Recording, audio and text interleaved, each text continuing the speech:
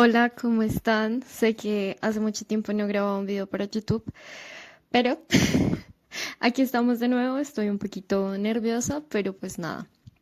Este video es sobre todo un video en concreto como, no sé si para alguien que de pronto se encuentre en la misma situación que yo o que haya atravesado la misma situación que yo o esté buscando una forma de poder encontrar otro camino distinto al camino que tiene todo el mundo. Y es sobre cómo escribí la idea inicial de mi monólogo, la idea original, porque después en la escritura final del monólogo intervinieron más personas, que pues fueron Angie Gutiérrez y Carolina Orrego. Ellas intervinieron al final de la parte de lo que salió el texto escrito a luz.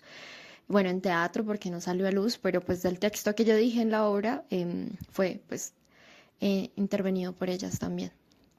Pero bueno, esta es más como una forma, ustedes saben que esto es un diario para mí, yo tomo esto como diario, no tengo libreto, no tengo nada, entonces pues voy hablando a medida de la marcha. Entonces puede ser que no enumere también las cosas y tampoco tengo nada enumerado, pero es más bien como algo que a mí me hubiera gustado de pronto tener en el momento en que se empezó a escribir la idea inicial del monólogo, porque siento que uno siempre tiene esta presión de que hay una sola forma de hacer las cosas, ¿no?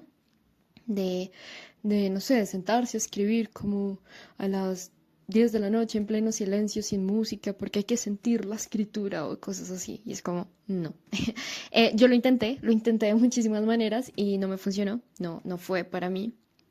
Entonces, es como si me hubiera quedado estancada en eso de es que la escritura tiene que hacerse de esta manera o de esta forma, porque si no, no es escritura, si no es otra payasada, pues no hubiera hecho un carajo con mi monólogo. Y les quiero contar cómo la idea original, cómo se formó y cómo se hizo. Y fue, bueno, yo tenía esta idea en mi cabeza de que quería escribir un monólogo sobre mi trabajo, quería hablar de mi trabajo, pero como que hubo un punto en el que me quedé atrapada en la sensación de que quiero que sea perfecto, quiero que sea súper interesante, súper inteligente, quiero que la gente vea mi monólogo y diga, uy, qué culta, sabe mucho. También porque sentía que esa era también la única forma de validación que yo tenía y era que la gente pues se diera cuenta que yo no solo hablaba de mi trabajo porque sí, sino hablaba también porque yo sabía ciertas cosas. Entonces, como que me estanqué mucho en esa idea de hacer una obra que le demostrara a la gente algo, de hacer una obra que le demostrara a las personas muchas cosas, como de pronto validación, como que de pronto mi trabajo no es el ideal que ellos piensan, sino pues un montón de cosas y siento que me quedé un buen tiempo estancada en ese punto y que hubo un día en el que ya me cansé y dije como no, ¿sabes qué? Voy a buscar la manera de hacer esto lo más sencillo posible. Voy a buscar la manera de hacer esto según a mí lo que me parezca, según lo que yo crea, según sí, como a mí lo que se me salga más fácil me va a salir y ya, de esa manera. Y me senté un poco como a hablar conmigo misma, porque eso yo lo hago recurrente, es como la forma en la que un poco tramito mis emociones y mi persona y es como sentarme a hablar conmigo misma y es como, bueno, yo siento a veces que hay un punto en el que uno debe parar cuando nota que las cosas no están funcionando y no seguir haciéndolas de esa manera, porque si las sigues haciendo de esa manera y no tienes el resultado que estás esperando, pues es porque de pronto ese no es el camino que se debe tomar. Eso es lo que creo yo. Y entonces fue como, listo, ¿sabes? Voy a buscar puntos de los que sí o sí quiero hablar en la obra. Y encontré dos puntos de los que quería hablar sí o sí en la obra, y el primero era hablar de Dharma y hablar de Olivia. Yo sabía que sí o sí la obra iba a ser centrada en ellas dos, como que sentía que ese era el punto como inamovible dentro de la obra, como que ese fue como mi ancla y fueron ellas dos de que quería hablar de ellas dos siendo atravesadas por el trabajo. Y ahí empecé a utilizar algo que se llama la ruleta de las emociones, que esta ruleta de las emociones pues pone como que intenta poner en un espacio todas las emociones humanas, como también para poder entenderlas, saber de dónde vienen, cómo utilizarlo de herramienta. Y yo ya lo había conocido antes, no recuerdo dónde lo conocí, pero lo había conocido y dije como, ok, esto súper me funciona. Entonces empecé a coger las emociones y empecé a mirar como, bueno, la felicidad atravesada desde Dharma y Olivia en el trabajo. ¿Qué es lo que le causa a Dharma felicidad en el trabajo? ¿Qué es lo que le causa a Olivia felicidad en el trabajo? ¿Qué le causa vergüenza a Olivia y a Dharma en el trabajo? Y entonces empecé a desglosar esta ruleta de las emociones, un montón de cosas, y yo decía, uff, hay un montón ya de texto. Y eso lo escribí a mano porque era como en mi diario y a veces me sale más fácil como, como poder escribirlo a mano. Y lo segundo era que como que hay momentos en los que yo siento que tengo que escribir, como que lo siento como una necesidad, como cuando uno tiene algo en el estómago y necesita como sacarlo. Yo siento que hay puntos o temas en específicos que siento la necesidad de sentarme a escribir sobre ellos. Y antes no lo hacía porque era como, esto no sé dónde iría para la trama, no sé si iría en el inicio, en la mitad, en el final, esto qué sentido tiene, esto sí tiene sentido con lo que estoy haciendo. Me despojé de esas ideas y empecé como, no sé, si tenía un día malo en el trabajo y quería hablar de eso porque lo sentía como una necesidad, me sentaba y lo escribía súper rápido. A veces hasta incluso escribí trabajando o estaba escribiendo como en el celular haciendo otra cosa o en la calle, como que era como, ay, necesito escribir y ya, no necesito que suene lindo, no necesito que suene precioso, no necesito que suene excéntrico, necesito escribirlo y ya. Y creo que ese es de pronto tal vez el primer consejo, y es buscar detonantes de escritura. Y también si te aparece la necesidad de escribir, escribe. Escribe. No importa si sientes que no tiene que ver absolutamente nada con la trama, pero si sientes esa necesidad de escribir, hazlo. Hazlo porque es lo que empieza a formar el texto. Yo creo que hay un punto en el que uno tiene una idea de lo que quiere hacer, pero también uno tiene que dejar madurar esa idea. Uno tiene que dejar que también la obra que uno se está pensando coja pies y empiece a moverse. Porque si uno se queda en el tiene que ser así, tiene que ser así, tiene que ser de esta forma, o tiene que moverse así o así, pues no le estás tampoco a la obra como permitiéndole dar voz propia. O sea, siéndoles completamente honesta, hay puntos del monólogo que se cambiaron 2 días antes del estreno, porque dentro de las actuaciones y dentro de la escritura o dentro de verme actuando, mis compañeras cuando me veían actuando, en un punto se empezaron a cuestionar ciertos puntos y era como, tengo que admitirles que yo soy un poco celosa con mi proceso creativo, pero sin embargo yo les escuchaba y tenían razón y decía, pues sí, tienen razón. Y también había puntos del monólogo que sí o sí solamente se encontraron actuando, haciendo. Y es como, creo que hay una forma, o en sobre todo el texto teatral, siento que hay una forma en la que el texto siempre está dando, y que no aparece estando sentada, que no aparece estando en silencio, que no aparece en el ejercicio creativo de la escritura. No apareció ahí, apareció haciendo, apareció hablando, apareció compartiendo.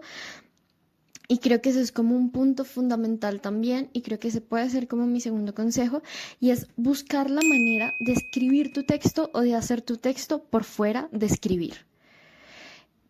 Moverte en ciertos lugares, en ciertos espacios, buscar la manera de también de trastocar tus ideas esenciales o de buscar lo contrario a tu texto, como no sé, si tu texto habla de la religión católica, no sé, vete a una secta satánica. Obviamente con precaución, ¿no? No se vayan a llevar a lugares horribles, por favor. O sea, ustedes son adultos, ustedes saben que tienen que cuidarse. Pero mi consejo sí va un poco como que la escritura no necesariamente nace del solo sentarse a sentarse en una hoja en blanco y mirar el computador, esperar que las ideas lleguen, porque yo fui así al inicio del monólogo y me causaba tanta frustración que a veces decía como quiero dejar esto botado, porque no tiene sentido, porque no soy talentosa, porque no tengo absolutamente nada que decir.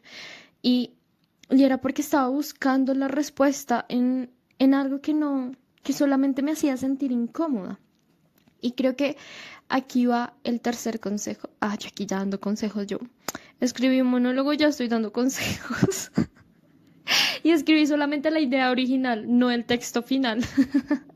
Sin embargo, no, pues no, tomo esto más como a veces sería chévere también ver los procesos creativos de la gente porque es como uno también los necesita. Uno también necesita ver cómo la gente hace las cosas porque uno tiene unos imaginarios tan erróneos de cómo tiene que ser la creatividad que poder escuchar, no sé, otros puntos también son completamente necesarios. Pero creo que el tercer consejo, que ya se me olvidó que era lo que iba a decir, creo que el tercer consejo iba por el lado de buscar lo que a ti más se te facilite. Y creo que cuando uno busca la facilidad dentro de su proceso creativo, lo lleva a puntos extraordinarios. Y lo digo porque puede ser que, no sé, por ejemplo, tú quieras escribir un texto o hacer una obra sobre una tontada, que es como, no sé, una manzana que se cae. Y me dicen, no, pero huevón, o sea, ¿de qué voy a escribir sobre eso? Eso está súper aburrido. O sea, creo que cuando uno acepta la sencillez y creo que cuando uno acepta estas cosas como, bueno, listo, esto es súper sencillo, hagámosle a ver qué sucede, créanme que la obra se va a complicar por sí misma. O sea, créanme que ustedes no necesitan complicarse porque la obra se va a complicar por sí misma. O sea, siempre va a haber incógnitas mientras uno escribe, en mi caso, pues hablando del monólogo específicamente, mientras uno actúa, mientras uno habla del texto con otras personas, y yo, ese consejo sí, a mí, yo sí no me banco eso cuando dicen de no le cuentes a nadie tus proyectos y es como, no, yo necesito comunidad, yo necesito de las personas, obviamente en quien confío, para poder desarmar mi texto, para poder cuestionarme, para poder ver otras miradas, porque si lo dejo como mío, es como, tal vez se va a perder, tal vez va a haber cosas que no tienen coherencia, tal vez no va a tener cosas que no entren dentro del texto, pero que yo no logro ver, porque pues uno es una persona que está muy encerrado en su mundo y en sus discursos y a veces no puede reconocer esos patrones o esas equivocaciones. Y creo que cuando uno tiene personas de confianza con las que decirles, oiga, estoy escribiendo este texto, esta es la primera página, ¿qué le parece? No buscando aprobación de qué le parece, le gusta o no le gusta, sino que entiende, si está entendiendo. Ese es mi consejo y eso es lo que a mí me funciona. Si a alguien no le funciona, todo bien, tranqui, pero a mí eso es lo que me ha funcionado. Em, Sentarme a escribir, a leerle a mi mejor amiga el texto y decir, leérselo en voz alta y mientras leía decía, esto no tiene coherencia lo que estoy diciendo, toca cambiarlo, toca hacerlo. Y, y creo que eso también lo posiciona a uno en otro lugar de también empezar a mirarse desde afuera y no desde uno con el texto, sino de ver una persona también con el texto, pero es también siendo uno mismo. Y creo que eso es una oportunidad muy enriquecedora. Pero volviendo, eso sería entonces el tercer consejo de también darle apertura a su texto con otras personas, evidentemente de confianza, pero también pónganse en situaciones incómodas. Bueno, entonces el cuarto, o no sé si ya repetí consejos, no sabemos, pero bueno. El cuarto consejo sería, ahora sí, busquen la manera de solucionarse la vida y de hacerse las cosas más fáciles. Me acuerdo de que hay un escritor que se llama Zizek, que nunca lo he leído, pero una vez vi una entrevista de él en la que él decía que él no se sentaba nunca a escribir, que el man no le gustaba escribir, no se sentaba a escribir, entonces escribía frases y se iba y hacía otra cosa y volvía y escribía otra frase y después de tener todo un libro a punta de frases, se sentaba a conectar esas frases con otras frases y se sentaba a darle forma y todo esto y yo dije, wow, así escribí más o menos yo mi monólogo, pero no de esa manera. Yo le tengo tanto pánico a la hoja en blanco que a mí algo que se me facilita mucho es hablar. Yo hablo por los codos, me encanta hablar, me parece que es una forma en la que mi cerebro piensa totalmente distinto, es una forma en la que mi cerebro también se toma la pausa, porque a veces siento que mi cerebro es muy rápido y como que tampoco se detiene realmente y cuando hablo es como, vamos a suavizar la idea, vamos a plantarla en otro espacio, vamos a calmar la idea y no vamos a dejar que se vaya por allá y tú ni siquiera entiendes a dónde se fue. Y yo, de hecho, aquí donde estoy, me senté a hablar de de cómo fue el trabajo, de las cosas que me nacían hablar del trabajo. Y fue como, tenía audios de 30 minutos, de hecho hay una parte de un audio en el que me estoy riendo porque solamente hablé 5 minutos y ya había contado como la historia de mi vida y fue como carajos voy a hacer un monólogo que duró al menos una hora. Y también me permitía eso dentro del audio, como que también la libertad de poder hacer y decir lo que uno quiera sin el temor de que esto va a ser el resultado final.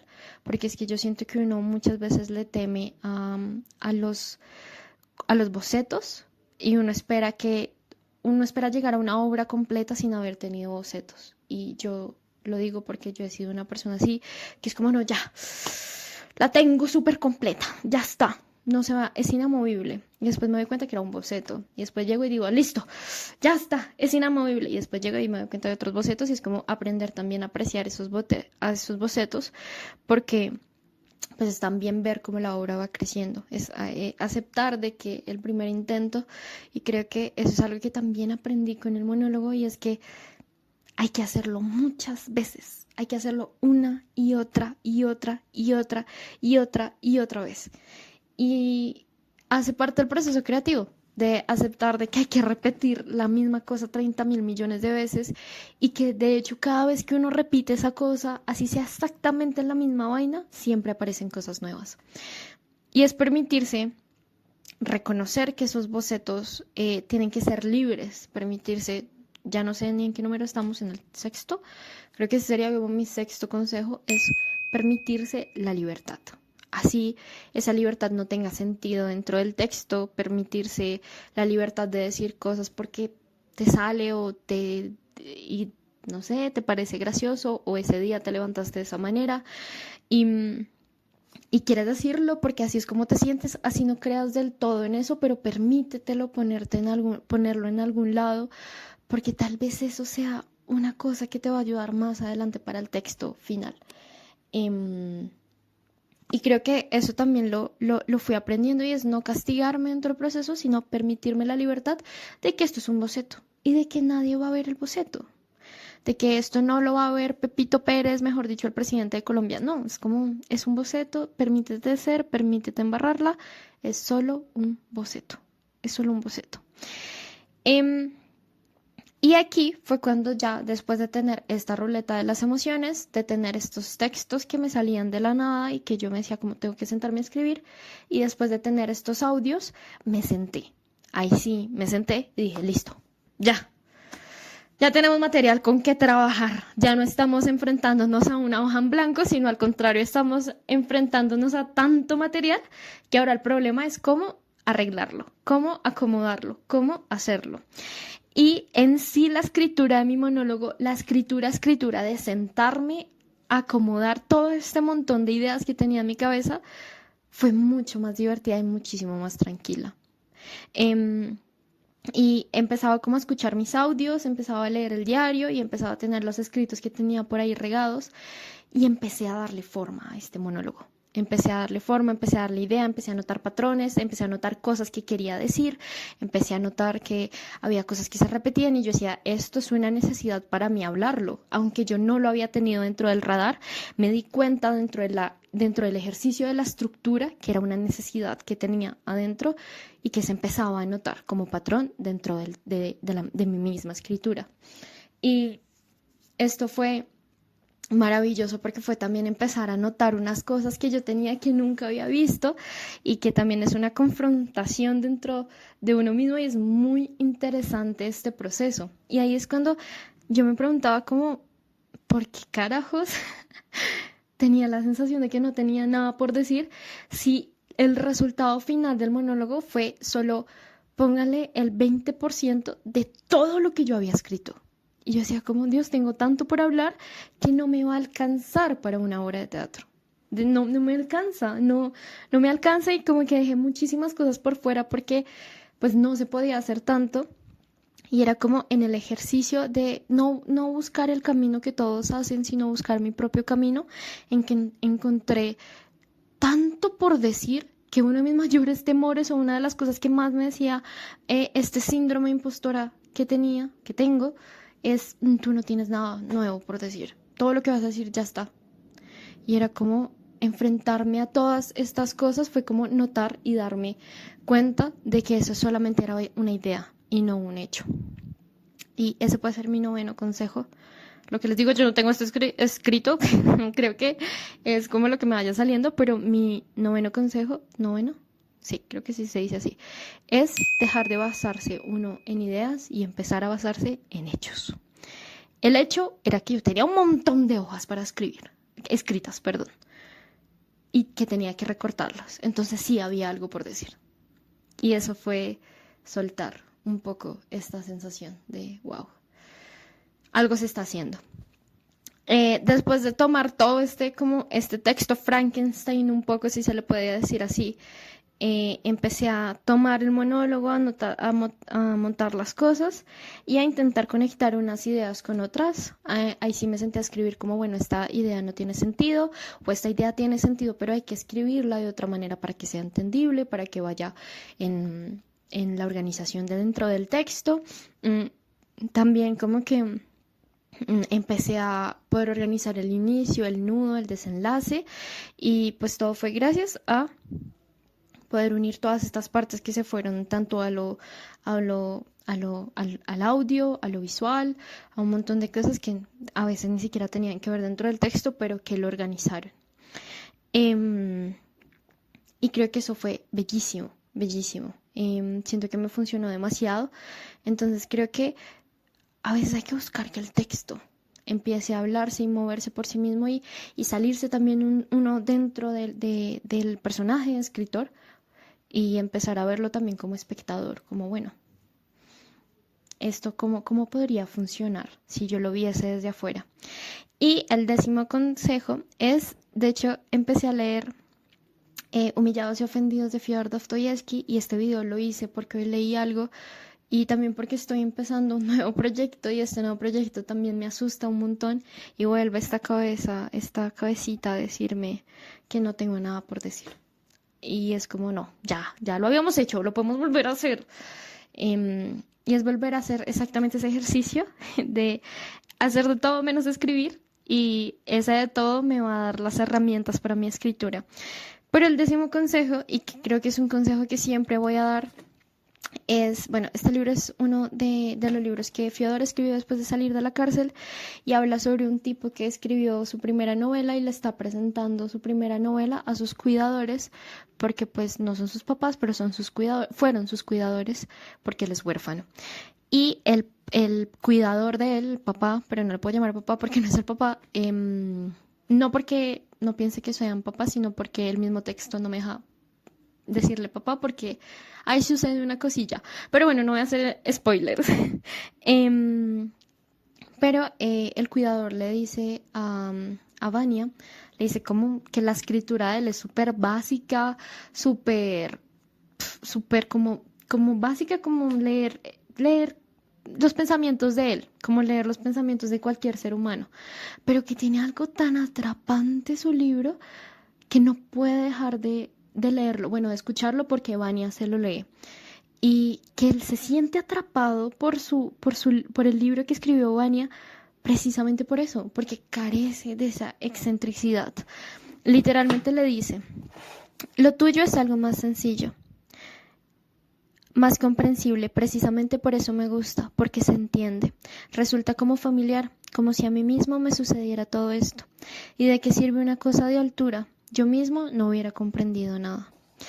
Y de hecho pensé en hacer este video cuando leí ese pedazo, y es como mi 10º consejo, y creo que es como mi consejo de vida, y es, creo que el arte nace como una forma de buscar la verdad propia. Y ustedes saben que yo tenía esta idea como de que tengo todavía, porque no me la he podido quitar de la cabeza, de que el arte tiene que ser súper extraordinario o de ideas súper complejas que le pasaron a un superhéroe y épico y gigante y problemas enormes que no podría soportar cualquier ser humano, que yo no podría soportar tal vez. Y creo que eso me ha cohibido toda mi vida de hacer arte, porque pensaba que lo que tenía por decir no era suficiente. Y viene Fyodor, que es una de las personas, fue una de las personas o sea, es uno de los escritores universales más ásperos y más importantes para la humanidad. Y prácticamente en su escritura dice como, ay, o sea, escriba para la gente, escriba lo que usted le atraviesa, escriba, o sea, no tiene que ser excéntrico y aún así, y de hecho sí, a mí, yo les tengo que admitir que yo antes le tenía mucho miedo a Fyodor, porque todo el mundo hablaba de Fyodor Dostoyevski, y es que como esta figura maravillosa y etérea y todo esto, y era como, uy, no, marica, yo no, yo sé que yo cojo un libro de Fyodor y no lo voy a entender, hasta que alguien me regaló Noches Blancas y lo leí y dije, ve, pues sí entendí. Y leí después El sueño del tío y dije, ve, pues sí entendí, ya hasta me reí, ya hasta estuvo divertido, o sea, estuvo súper gracioso. Y voy con Humillados y Ofendidos y ahora me pregunto yo, ¿por qué le tenía tanto miedo a Fyodor? Si es súper divertidísimo de leer, o sea, es muy entretenido, o sea, y yo, de hecho, esto, bueno, solamente he leído esos tres, si hay algún fan de Fyodor, perdónenme, pero hasta ahora esa ha sido mi percepción, pero es como el man todo te lo cuenta, como si pareciera un chisme. Bueno, Noches Blancas y El sueño del tío sé que fueron antes de la cárcel, pero este de Humillados y Ofendidos sí sé que fue después. Y es como, es muy interesante porque tú te sientas leyendo un chisme. Y es como, si una de las personas de la literatura universal más importante te escribe libros contándote como si fuera un chisme, ¿qué temor tengo yo de no ser excéntrica? Tal vez lo excéntrico solamente aleje al público al que uno quiere llegar. Y bueno, si tú fueras excéntrico naturalmente, súper bien porque te va a llegar la gente que te tiene que llegar. Pero es que si yo no lo soy, pues no me puedo forzar a crear algo que no es mío, ¿verdad? Y me encantó leer eso porque me recordó la idea de que el punto de crear o el lugar de creación tiene que ser la verdad de uno mismo, tiene que ser lo que a uno lo atraviesa, lo que a uno le duele, lo que a uno le conmueve, porque si no va a ser deshonesto. Y el arte siempre busca honestidad. El arte siempre busca honestidad. Y me hace acordar de esta cosa que veí hace un tiempo que decía como la gente dice que no ama el arte hasta que tiene una emoción que no sabe cómo tramitar y necesita un libro, un poema, una película o cualquier expresión de arte que le ayude a tramitar esa emoción que tiene. Y tal vez el escrito que tú tengas por escribir, así sea sobre el amor, que es la cosa más que todo el mundo habla del amor. Pero tal vez tú lo escribes de una manera en que la persona que está enamorada o sufriendo un desamor solo la pudo atravesar gracias a ti. Y creo que ahí, y este es el consejo primario de mi existencia y de este canal, yo canal, y es la honestidad con uno mismo y dejar de pensar tanto en el otro y empezar a pensar qué quiero decirme a mí, qué le quiero decir yo. Por ejemplo, pensaba mucho que le hubiera gustado tener a la Dharma del pasado, qué herramienta le hubiera gustado tener a la Dharma del pasado, como me imaginaba a mí misma de hace 4 años viendo esta obra de teatro y hubiera sido un abrazo al corazón para tramitar un montón de emociones que estaba viviendo. Y mi monólogo, la esencia de ese monólogo era un monólogo a la Dharma del pasado que le hubiera gustado tener ese abrazo de, de, ah, de la honestidad. Y creo que eso de hecho fue uno de los halagos más lindos que recibí, era como que mi obra era muy honesta. Y fue porque ya en un punto dije, como, ¿saben? Quiero solamente sentarme a escribir y pensar en Dharma del pasado y ya. No necesito nada más. Y ese era mi motivador esencial. No me quise ir por otros lados, no me quise mover por otros lados, sino Dharma, que le hubiera gustado tener en esa época, cuando se sentía tan sola y agobiada por las experiencias tan fuertes que estaba teniendo. Y ya, creo que ese era el video del día de hoy. Muchas gracias si me escucharon hasta acá. Muchas gracias por quedarse. Espero les haya gustado. Em, sí, como que este fue como el proceso creativo. Evidentemente, gracias si alguien de mi equipo del monólogo ve esto.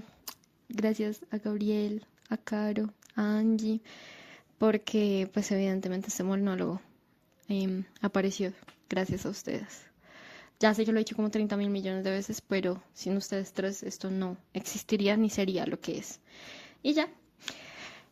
Gracias, les mando un abrazo, espero volver a subirles videos pronto, haciendo más cosas, hablándoles más cosas, pero pues por eso, por hoy era todo. Bye. Bye.